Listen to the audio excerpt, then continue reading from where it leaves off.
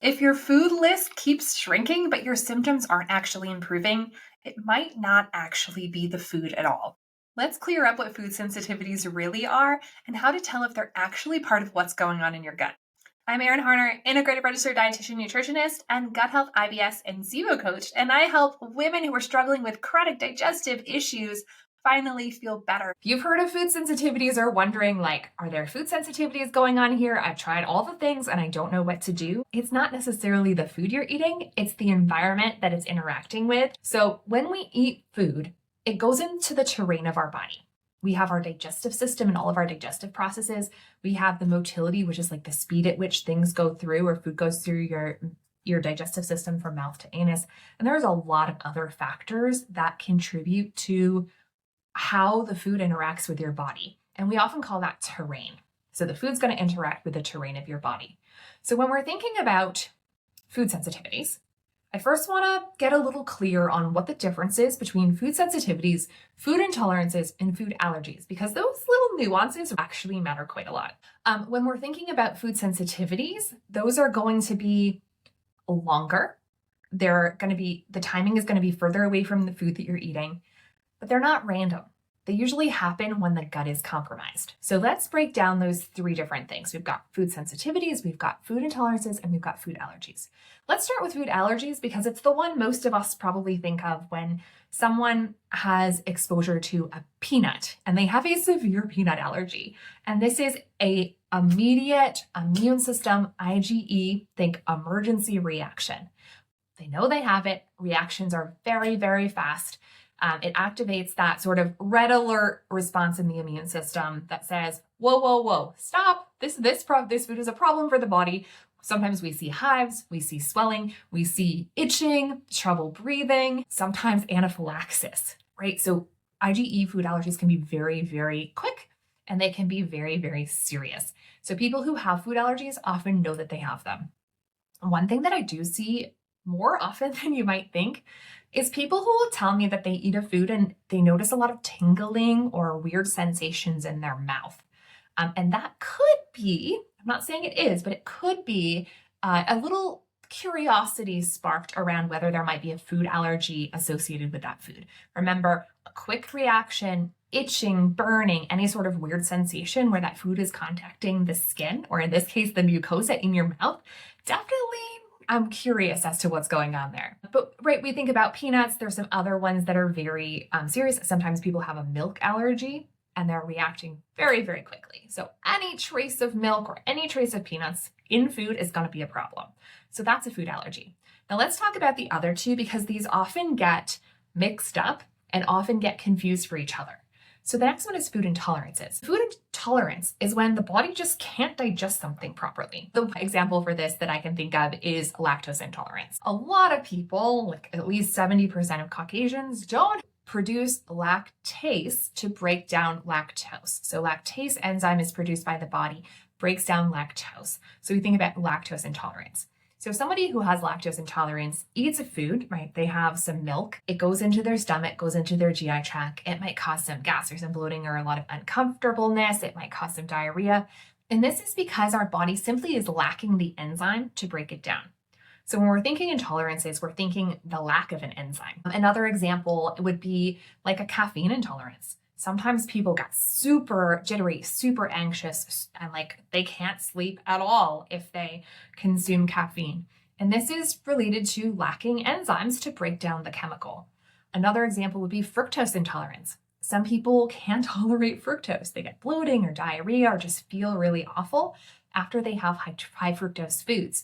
And the challenge with fructose is it's in a lot of carbohydrates and fruits that we actually eat, not just things like high fructose corn syrup, right? Which is probably the easiest one to blame it on, high fructose corn syrup. But if you're not eating high fructose corn syrup, there's definitely fructose in fruits. So that is an intolerance. It's not a sensitivity because it's a lack of the ability to break something down.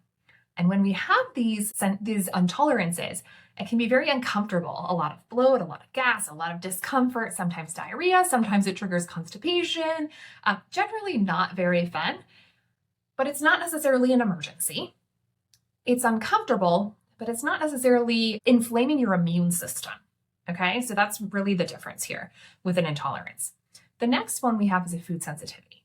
And when we're thinking about food sensitivities are an immune reaction, but it's slower and it's a little fuzzier than an IgE reaction. Food sensitivities are related to IgG or IgA, where antibodies are produced and they create delayed responses.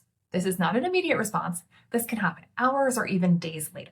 And this is one of the things that is most confusing and most tricky about figuring out what these sensitivities are, is because yes, there's a slight immune reaction, but it's delayed and we don't know when it's going to pop up. Could be 4 to 6 hours. It could be 2 days later. Could be up to 3 days later. And by that time, you've already eaten a whole bunch of other foods. They often, as a result of a leaky gut or when the gut barrier is damaged. So when food proteins cross the barrier of the gut, also known as a leaky gut, there's basically holes formed between the cells and the small intestine, and foods can actually get in get in between into the bloodstream when they're only supposed to get into the actual cells themselves because they're very small and broken down.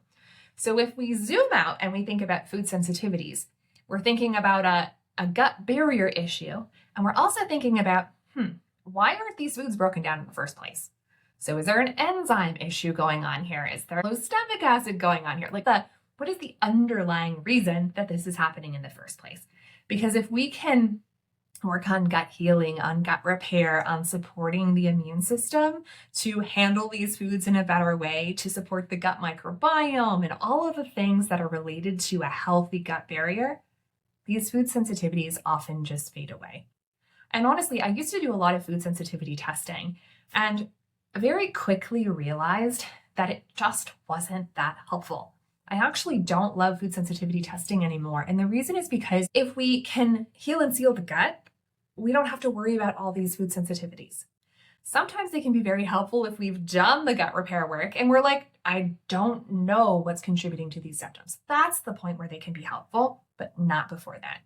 So when we're thinking about food sensitivities, I just want you to remember that it's an interaction of the food with the terrain of the body, the terrain of the gut microbiome, the gut barrier. It's not necessarily the food's problem.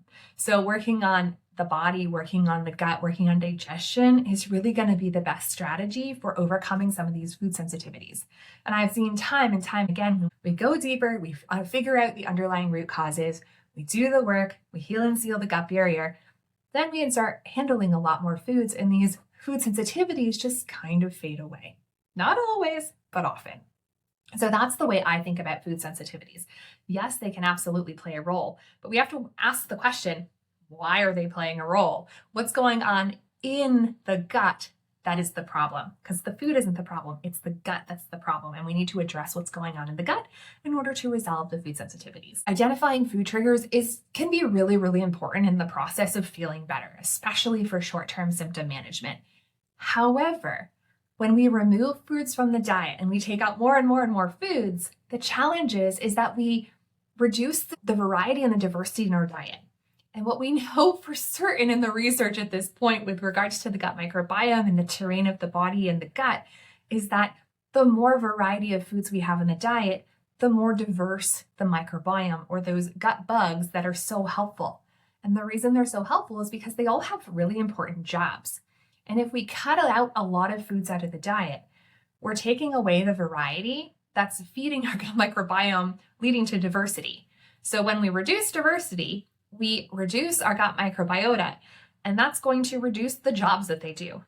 They might not be able to produce vitamin K or the B vitamins or short-chain fatty acid butyrate and all these compounds that are really, really important for health, both in our gut and in our whole body.